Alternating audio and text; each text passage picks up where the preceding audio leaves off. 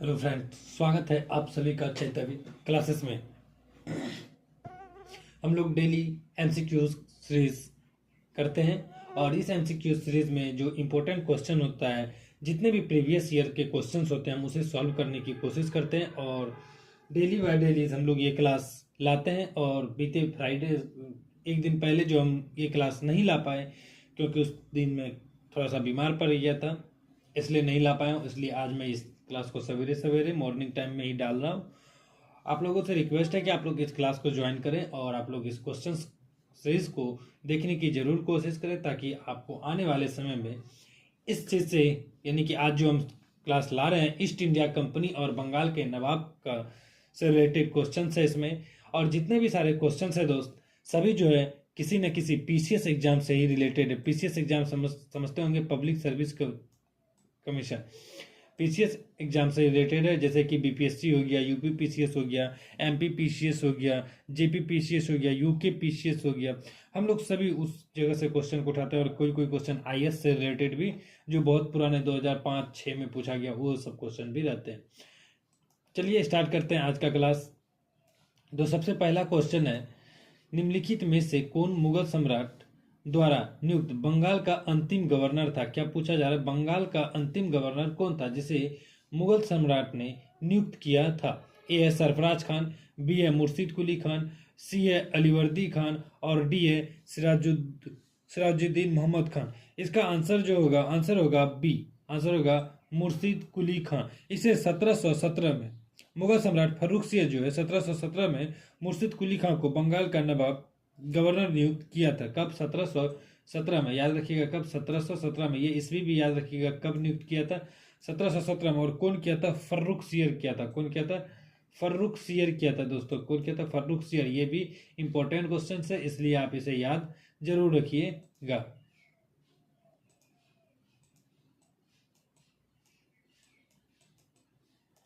चलिए आगे क्वेश्चन देखते हैं। निम्नलिखित में से कौन सा युद्ध जिसने भारत ब्रिटिश प्रभुत्व को प्रारंभ किया था? इसमें से कौन सा युद्ध था जिसमें कि भारत ब्रिटिश प्रभुत्व को प्रारंभ करने में बहुत ज्यादा भूमिका अपनी निभाई थी? तो इसका जो आंसर होगा क्या होगा, आप जल्दी बताइए। ए है बक्सर की लड़ाई, बी प्लासी का युद्ध, सी मैसूर की तीसरी लड़ाई और डी 1857 का संग्राम। जो बक्सर की लड़ाई है ये कब हुआ था? 1764 में। ये तीन नवाब के बीच में हुआ था 1764 में। प्लासी का युद्ध हुआ था 1757 में। जो इसका आंसर होगा, आंसर भी एकदम बी होगा इसका आंसर। पहला 1757 में प्लासी की लड़ाई के साथ ऐसा हुआ था। प्लासी की लड़ाई कब चालू हुई थी? 23 जून को हुआ था। 23 जून 1757 को यह लड़ाई हुआ था। किसके किसके बीच? अंग्रेज का जो अंग्रेज ब्रिटिश की ओर से रॉबर्ट क्लाइव और बंगाल का नवाब उस समय था सिराजुद्दौला, इसके बीच हुआ था। सिराजुद्दौला पराजित इसलिए हुआ था क्योंकि इसका जो सैनिक था मिर्जाफर ने विश्वासघात किया था, इसलिए सिराजुद्दौला क्या हो गया? हार गया था। मिर्जाफर पहले ही जाकर के उससे मिल गया था अंग्रेजों से, इसलिए इस युद्ध में सिराजुद्दौला की हम देखते हैं कि हार होती है। वहीं तीसरा नंबर क्वेश्चन देखते हैं। इंग्लैंड की ईस्ट इंडिया कंपनी भारत में प्रथम निर्णायक सैन्य सफलता मानी जाती है। पहला निर्णायक सैन्य सफलता कब मानी जाती है? जस्ट हम लोग क्वेश्चन, सबसे पहला निर्णायक बी प्लासी का युद्ध। सबसे पहले कौन था? प्लासी का युद्ध। सॉरी, बी में दिया गया है, ये यहाँ ए होना चाहिए, यहाँ बी होना चाहिए। अब सी डी ए होगा इसका आंसर। क्या होगा? ए हो जाएगा आंसर। प्लासी का युद्ध कब हुआ था? 1757 में हुआ था। किसके किसके बीच हुआ था? अभी जस्ट हम बताएं, आप इसे कमेंट बॉक्स में बताएं किसके किसके मध्य हुआ था ये। चौथा क्वेश्चन है, प्लासी का युद्ध लड़ा गया था। प्लासी का युद्ध लड़ा गया था वर्ष कब लड़ा गया था? प्लासी का युद्ध कब लड़ा गया था? 1757 में। और 1760 में वांडीवास का युद्ध लड़ा गया था। 61 में पानीपत। देखते हैं एक, चलिए देखते हैं कि 5 number question, Sirajuddaula lord Clive द्वारा परास्त हुआ था डैश के युद्ध में। सिराजुद्दौला कब परास्त हुआ था? लॉर्ड क्लाइव द्वारा। लॉर्ड क्लाइव यानी कि रॉबर्ट क्लाइव द्वारा 23 जून 1757 को हम लोग जानते हैं। कब? 23 जून 1723 1757 को लड़ा गया था रॉबर्ट क्लाइव और सिराजुद्दौला के बीच लड़ाई। कौन सा? प्लासी की लड़ाई था।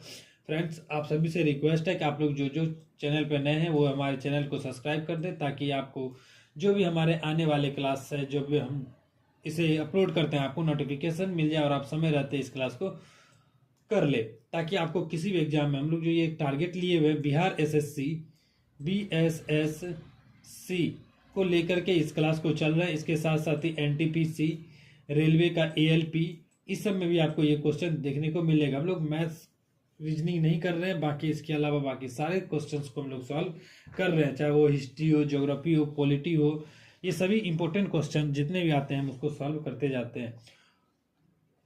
चलिए देखते हैं कि भारत में ब्रिटिश साम्राज्य का संस्थापक कौन था। भारत में सबसे पहले ब्रिटिश साम्राज्य का संस्थापक कौन था? सबसे पहले ब्रिटिश साम्राज्य में कौन जीता था? 23 जून 1757 को कौन? रॉबर्ट क्लाइव जीता था ना, 23 जून 1757 को सिराजुद्दौला के साथ में प्लासी की लड़ाई में। तो इसलिए इसका आंसर क्या हो जाएगा? Warren Hasting, Amherst, lord Clive. Lord Clive हो जाएगा सबसे पहले, यही होगा इसका आंसर। वहीं देखते हैं 7वां क्वेश्चन, निम्नलिखित में से किसे स्वर्ग से उत्पन्न सेनानायक कहा जाता है? ये क्वेश्चन इंपॉर्टेंट है फ्रेंड्स, इसे आप जरूर तैयार कर लें, क्योंकि ये ज्यादा इंपॉर्टेंट क्वेश्चन, इसे वीवीआई के श्रेणी में हम रखते हैं।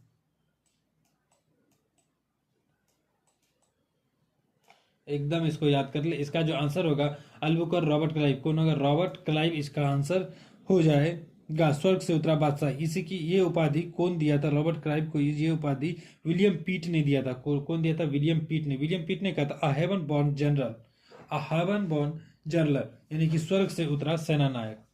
चलिए 8 नंबर, प्लासी का युद्ध मैदान स्थित है। प्लासी का युद्ध मैदान कहाँ स्थित है? बिहार में, आंध्र प्रदेश में, उड़ीसा में, पश्चिम बंगाल में। प्लासी का जो युद्ध का मैदान है ये कहाँ पे स्थित है? ये पश्चिम बंगाल में अवस्थित है। और एक क्वेश्चन और याद रखिएगा इसके साथ साथ ही, ये किस नदी के किनारे था? ये किस नदी के किनारे था? ये भागीरथी नदी के किनारे है। कौन सी नदी? भागीरथी नदी के किनारे है। ये भी आप याद कर ले, क्योंकि कभी भी हो सके ये क्वेश्चन पूछ सकता है। भागीरथी, भागीरथी। दोस्तों इसके साथ ही एक बात और है, हम लोग डेली न्यूज एनालिसिस के क्लास लाते हैं। NEWS न्यूज एनालिसिस, ये हिंदी न्यूज़पेपर होता है जिसमें कि जनसत्ता या फिर दैनिक भास्कर को हम कवर करते हैं। अगर आप इस क्लास को करते हैं तो मुझे उम्मीद ही नहीं विश्वास है कि आपको आने वाले समय में जो भी करंट अफेयर्स पूछा जाए वो आपका क्या होगा? मजबूत हो जाएगा, क्योंकि जितने भी न्यूज़ रहते हैं हम वो उन्हें कवर करने की कोशिश करते हैं, और मुख्य जो न्यूज़ होता है हम उसे कवर करते हैं। और हमारे करंट अफेयर्स में ये आपको बीते दिनों में, आने वाले समय में क्या होगा? काफ़ी सारा लाभदायक सिद्ध होगा। इसलिए आप इस न्यूज़ को जरूर कर ले। वहीं देखते हैं, निम्नलिखित में से किसने अपनी राजधानी मुर्शिदाबाद से मुंगेर स्थानांतरित की थी? क्या बात है दोस्तों, मुर्शिदाबाद से मुंगेर स्थानांतरित किया क्यों गया था? जब मीर कासिम नवाब बनता है, उससे पहले मीर जाफर बनता है। मीर जाफर क्यों बनता है? कि जब प्लासी की लड़ाई होती है 1757 में, उस समय ये वादा करता है कि मीर जाफर को तुम्हें हम नवाब बना देंगे। वहीं मीर जाफर का दबाव मीर कासिम भी होता है। मीर जाफर ज्यादा चहल पहल करता है, तो इसके बाद क्या देखते हैं कि मीर जाफर को हटा देता है। मीर जाफर को हटा करके किसको? मीर कासिम को बनाता है। मीर कासिम ने अपनी अंग्रेजों से बचने के लिए, अंग्रेजों की से दूर रहने के लिए क्या किया? अपनी बाजार को कहाँ पे? मुंगेर में स्थापित किया। ये भी क्वेश्चन इंपॉर्टेंट है। मुर्शिदाबाद से मुंगेर में स्थापित कर दिया, तो कौन कर दिया गया? आप समझ गए होंगे। इसका आंसर होगा मीर कासिम ऐसा किया था। क्यों किया था ये भी जान गए होंगे, अंग्रेजों के हस्तक्षेप से दूर रहने के लिए। वही निम्नलिखित में से निर्णायक युद्ध जिसने अंग्रेजों को भारत में प्रभुत्व को स्थापित किया था, ऐसा कौन सा निर्णायक युद्ध है जिसने भारत में अंग्रेजों को प्रभुत्व को स्थापित कर दिया, यानी कि बहुत ही ज्यादा निर्णायक युद्ध हुआ था। इस युद्ध में हम जानते हैं बक्सर का युद्ध है। ये कब होगा था? 1764 में ये लड़ा गया था। बक्सर का युद्ध 1764 में लड़ा गया था। जब देखते हैं कि मिर्जाफर को भगा देता है, तो मिर्जाफर उसके बाद कहाँ चल जाता है? अवध के नवाब शुजाउद्दौला के दरबार में आता है। ये तीन सेना इसमें मिला था, 3 राज्यों का सेना। एक था आपको बंगाल का नवाब जो था ये समय मीर कासिम। ये देखते हैं 1764 में क्या होता है? मीर कासिम को भगा देता है ना। फिर अवध का नवाब शुजाउद्दौला, अवध का नवाब कौन होता है? शुजाउद्दौला। और दिल्ली के मुगल सम्राट शाह आलम द्वितीय, शुजाउद्दौला, शाह आलम द्वितीय, ये तीनों की संयुक्त सेना को अंग्रेजों ने हरा देता है। लगभग इन लोगों के सेना से लगभग 40,000 लगभग इन लोगों के पास सेना रहती है, इन तीनों को मिला करके। और मुगल में लगभग 800 से 900 सेना रहती है, 800 से 900। अब ऐसा रीजन क्यों होता है, फिर भी क्यों हार जाता है ये हारता इसलिए क्योंकि इसके पास आधुनिक हथियार नहीं होता, और अंग्रेजों के पास क्या था, आधुनिक हथियार, गोला बारूद सब था। इसका प्रयोग करके ये इन्हें हरा देते हैं। इसलिए इसका आंसर होगा 1764 की लड़ाई में क्या था, सबसे ज्यादा इंपॉर्टेंट माना जाता है, यानी कि अंग्रेजों का जो प्रभुत्व स्थापित हो गया था 1764 में। क्योंकि इसमें देखिए बड़े बड़े नवाब शामिल है, मुगल सम्राट जो उस समय बहुत बड़ा माना जाता था, इसलिए इसका आंसर यही होगा। चलिए देखते हैं कि अंग्रेज ईस्ट इंडिया कंपनी द्वारा लड़े गए निम्नलिखित युद्धों में से कौन सा सर्वाधिक निर्णायक था। अभी जस्ट हम लोग पर इसका आंसर हो जाएगा बक्सर का युद्ध। 12 नंबर क्वेश्चन देखते हैं, निम्नलिखित में से कौन सा युद्ध भारत में अंग्रेजों के आधिपत्य की स्थापना की दृष्टि से सबसे महत्वपूर्ण है। आधिपत्य की दृष्टि से सबसे महत्वपूर्ण कौन सा दृष्टि से, ये भी क्या होगा, बक्सर का युद्ध। 1764 में बक्सर का युद्ध लड़ा गया था। आप तारीख बताइएगा कितने तारीख को बक्सर का युद्ध लड़ा गया था। 1764 तो हम बता दिए, तारीख और महीना बताइए कितने तारीख को ये युद्ध लड़ा गया था। अगला क्वेश्चन देखते हैं, बक्सर के युद्ध के समय दिल्ली का शासक कौन था। कितना सिंपल क्वेश्चन है कि बक्सर का युद्ध के समय दिल्ली का शासक तो कौन था, औरंगजेब, शाह आलम प्रथम, बहादुर शाह जफर, शाह आलम द्वितीय। इसमें क्या होगा, सिंपल क्वेश्चन है, शाह आलम द्वितीय होगा दिल्ली का शासक उस समय। वही बक्सर की लड़ाई के समय बंगाल का नवाब कौन था, ले बंगाल का नवाब कौन था, सिराजुद्दौला, मीर कासिम, मीर जाफर, मीर कासिम, नवाजुद्दौला। तो बंगाल का नवाब कौन होगा उसमें, जब बक्सर की लड़ाई हो रहा था तो बंगाल का नवाब कौन था, मीर जाफर। कौन होगा, मीर जाफर होगा। वही निम्नलिखित में से जिस एक शासक ने ईस्ट इंडिया कंपनी को दीवानी प्रदान की थी वह कौन था। ईस्ट इंडिया कंपनी को दीवानी प्रदान कौन किया था, फर्रुख सियर, शाह आलम प्रथम, शाह आलम द्वितीय और सुजाउद्दौला। ईस्ट इंडिया कंपनी को दीवानी प्रदान बंगाल, बिहार, उड़ीसा को शाह आलम द्वितीय ने जब 1764 में, कब 1764 में 22 अक्टूबर 1764 को लड़ा गया था बक्सर का युद्ध। 1764 में बक्सर का युद्ध होता है तो इसमें तीनों सेना का रहता है, और ईस्ट इंडिया कंपनी जो होता है शाह आलम द्वितीय को बंगाल का नवाब घोषित करने के बारे में बात करती है। बंगाल का नवाब हम इसे घोषित करेंगे। जैसे इसे घोषित करता है कि ये 26 लाख रुपये वार्षिक पेंशन पे, कितना, 26 लाख, 26 लाख में ईस्ट इंडिया कंपनी को कौन कौन सा, बंगाल, फिर बिहार, ओडिशा, इसकी दीवानी दे देती है। कौन दे देते हैं, शाह आलम द्वितीय बंगाल, बिहार, ओडिशा की दीवानी देती है। आपको पता होगा उस समय क्या था, बंगाल, बिहार, ओडिशा तीनों एक ही प्रांत में बना हुआ था, जिसे बंगाल प्रांत के नाम से जाना जाता था। और ये जो बक्सर का युद्ध खत्म हुआ था, कौन से संधि हुआ था इसमें बताइएगा। बक्सर का युद्ध के समय जो संधि हुआ था 1765 में, कब हुआ था, 1765 में इलाहाबाद संधि से ये खत्म हुआ था। 12 अगस्त 1765 को इलाहाबाद संधि पे हस्ताक्षर किया गया था। चलिए आगे देखते हैं। आप लोग देख रहे हैं फ्रेंड्स, एक ही क्वेश्चन सब लोग कितने सारे क्वेश्चंस को सॉल्व कर रहे हैं, इसलिए ये क्लास इंपॉर्टेंट है। इसलिए हम आप लोग को बोले आप इसमें ज्वाइन करें ताकि आपके लिए भी ये क्या हो सके, इंपॉर्टेंट सिद्ध हो सके। चलिए देखते हैं कि 16 नंबर क्वेश्चन, 1765 में ईस्ट इंडिया कंपनी को बंगाल की दीवानी किसने प्रदान की थी। अभी जस्ट हम इसका आंसर बताएं, बंगाल की दीवानी किसने प्रदान की थी, बंगाल के नवाब ने, मुगल सम्राट ने, और इंग्लैंड के शासक ने, और अफगान के राजा ने। तो कौन दीवानी प्रदान किया था, इसका आप जल्दी से बताइए, कौन किया था, मुगल सम्राट किया था, क्योंकि शाह आलम द्वितीय कौन था, मुगल सम्राट था ना, इसलिए मुगल सम्राट ये दीवानी प्रदान किए थे। 17 नंबर क्वेश्चन, निम्नलिखित गवर्नर के कार्यक्रम में ईस्ट इंडिया कंपनी के शहंशाह शाह आलम द्वितीय द्वारा बंगाल, बिहार, उड़ीसा के दीवानी उधार दी गई थी, किसे दिया गया था, Lord Clive, Lord Cornwallis, Lord Wellesley, Lord William Bentinck. कौन होगा, लॉर्ड क्लाइव होगा। एक चीज और, जो 1757 का युद्ध था उसमें कौन कमाल संभाला था इसकी तरफ से, अंग्रेजों की तरफ से क्लाइव था। और जब 1764 की लड़ाई हुआ था इस समय कौन था, हेक्टर मुंडो था। दोस्तों अगर 1764 में जब लड़ाई हुआ था ना, तो सिराजुद्दौला की सेना उसके भागते के बाद भी इसने लगभग, ऐसा कहा जा गया था, बिना तलवार का युद्ध ये हो गया था, बिना तलवार का निर्णायक एक युद्ध लड़ा गया जो कि अंग्रेज आराम से जीत गया। और अंग्रेज थोड़ा सा उस समय आसपास डर भी रहा था, तो इसीलिए हेक्टर मुनरो 1764 की लड़ाई का नेतृत्व अंग्रेजों की तरफ से संभालते हैं।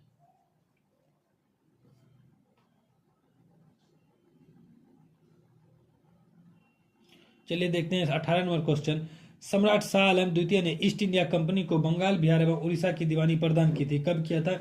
अभी जस्ट हम बताए थे। एक अभी यहाँ पे देखिए, हम यहाँ ऊपर आइए, 1765 तारीख हम यहाँ बताए थे आपको। क्या होगा इसका आंसर? शाह आलम द्वितीय East India Company Bengal, Bihar, Orissa, sorry,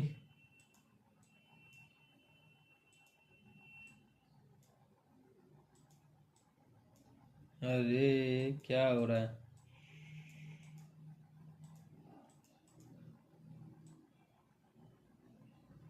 ले रहने दीजिए।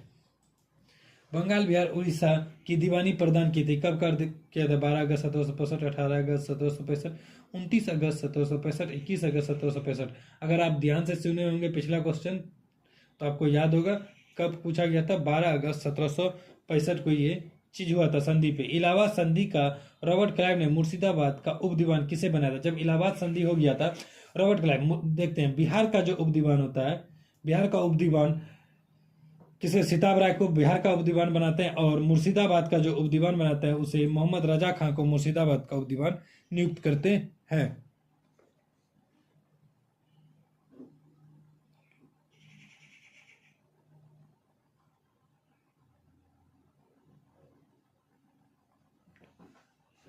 वही 1765 में दीवानी प्रदान के बाद ब्रिटिश सबसे पहले निम्नलिखित में से किस पर्वतीय जनजाति के संपर्क में आए?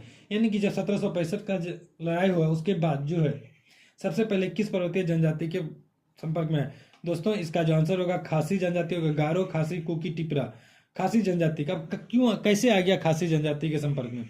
जब ब्रिटिश बंगाल ये चीज होता है, सिलहट में एक मार्केट था। सिलहट क्या था? एक मार्केट था, बंगाल का मार्केट था, जिसमें जो देखते हैं कि खासी जाति के लोग रेशम, सूती सामान, लोहा, मोम, मधुमक्खी इत्यादि लेकर के इस मार्केट में आता था, और इसके बदले में चावल, नमक, सूखी मछली इत्यादि ये खरीद करके ले जाते थे अपने जगह पे।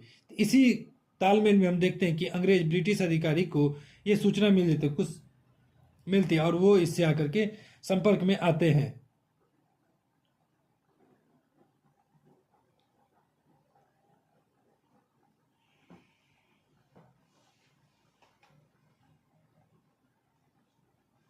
और ये जो खासी पर्वत था, खासी एक प्रकार का पर्वत था, इसलिए खासी जनजाति का, उसमें क्या होता था? चूना पत्थर की अत्यधिक मात्रा थी। ये चूना पत्थर लेके भी मार्केट में आता था, और इसी चूना पत्थर के कारण से अंग्रेज इससे मिला।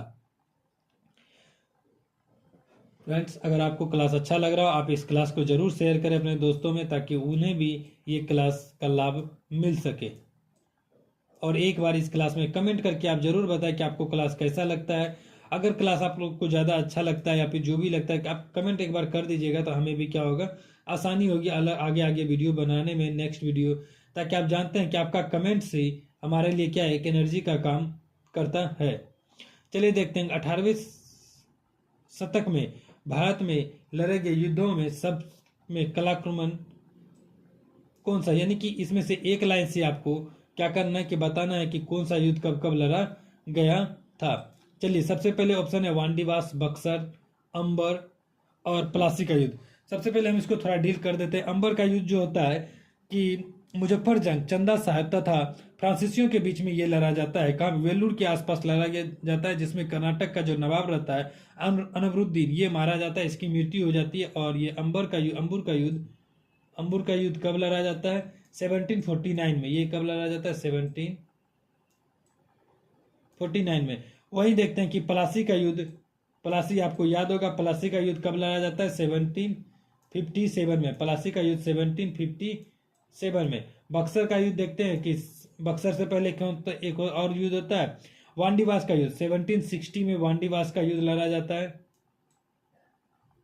वहीं बक्सर का युद्ध देखते हैं कि 1764 में हम देखते हैं कि बक्सर का युद्ध लड़ा जाता है। अब इस हिसाब से आप बैठा दीजिए। सबसे पहले कौन होगा? अंबुर का युद्ध होगा। पहले में अंबुर होना चाहिए। अंबुर यहाँ पे भी है, अंबर यहाँ पे भी है, अंबर यहाँ पे भी है, दो जगह अंबर है। अंबर के बाद कौन सा होगा? अंबर के बाद होगा 1757 प्लासी। अंबर के बाद प्लासी, अंबर के बाद बक्सर, अंबर के बाद प्लासी।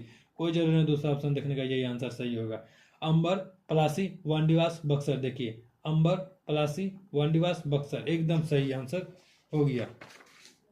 इससे आपको क्या फायदा हुआ कि 2 क्वेश्चन आप एक साथ में 3 से 4 क्वेश्चन आराम से कर पा रहे हैं। वांडीवास के युद्ध के बारे में बता दें। वांडीवास का युद्ध अंग्रेजों और फ्रांसीसियों के बीच में लड़ा गया था।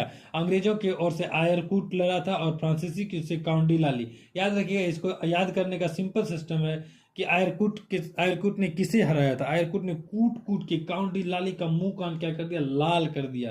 यानी कि कूट कूट के क्या कर दिया, मुंह कान लाल कर दिया, इसलिए उसे हराया था। उस फ्रांसीसी सेनापति का नाम बताइए। क्या होगा इसका आंसर, आप लोग को यही होगा। उस फ्रांसीसी सेना का नाम बताइए जो 1707 में वांडीवास के युद्ध में पराजित हुआ था। अभी जस्ट बोले काउंट डी लाली। काउंट डी लाली को आयरकूट क्या किया था, मार मार के मुंह का लाल कर दिया था। वांडीवास का युद्ध 1760 में किसके किसके बीच लड़ा गया था। फ्रेंच ने ब्रिटिश को हराया था। नहीं, फ्रेंच नहीं हराया था, फ्रेंच हार गया था खुद। ब्रिटिश ने डच को, इसके बीच में तो हुआ ही नहीं था। ब्रिटिश ने फ्रेंच को हराया था, एकदम ये बिल्कुल 10 सही आंसर सी नंबर हो जाएगा। 1760 का प्रसिद्ध वांडीवास का युद्ध अंग्रेजों द्वारा किसके खिलाफ लड़ा गया था। अभी जस्ट हम देखे फ्रांसीसियों के खिलाफ लड़ा गया था। दोस्तों आप इस क्लास के साथ जुड़े हुए हैं, आप इसके साथ साथ ही करंट अफेयर्स के क्लास भी ज्वाइन करें। हमारे इस चेतव्य क्लासेस में आप सभी के लिए करंट अफेयर्स से रिलेटेड डेली न्यूज एनालिसिस का क्लास लाया जाता है। आप लोग से भी रिक्वेस्ट है, अगर आप लोग को कोई और भी क्लास चाहिए तो आप कमेंट में हमें जरूर बताएं ये बात कि आप लोग को कोई अलग भी क्लास चाहिए या फिर ये चलने देना चाहिए। वही निम्नलिखित में से किसने भारत में अंग्रेजों का सर्वाधिक विरोध किया था। मराठा, मुगल, राजपूत, सिख। सबसे ज्यादा जो विरोध किया था मराठा विरोध किया था। चलिए फ्रेंड्स, हमारा क्वेश्चन आज का ये यहाँ पे समाप्त होता है। हम लोग मिलते हैं अगले क्लास में नेक्स्ट वीडियो के साथ, और तब तक आप लोग जहां भी रहे स्वस्थ रहे और डेली इस चीज का प्रैक्टिस करते रहे। और आप लोग के लिए ये क्वेश्चन जो हमारे टेलीग्राम चैनल पे उपलब्ध करा दिया जाता है, आप वहां से भी इसे डाउनलोड करके 1-2 बार प्रैक्टिस खुद भी कर ले, फिर एक बार वीडियो मिला लीजिए कौन सही है और कौन गलत है, ताकि आपको भी विश्वास हो जाए कि आपने जो क्वेश्चंस किया है वो आपके लिए फायदेमंद सिद्ध होगा। चलिए दोस्तों, धन्यवाद, मिलते हैं अगले क्लास में।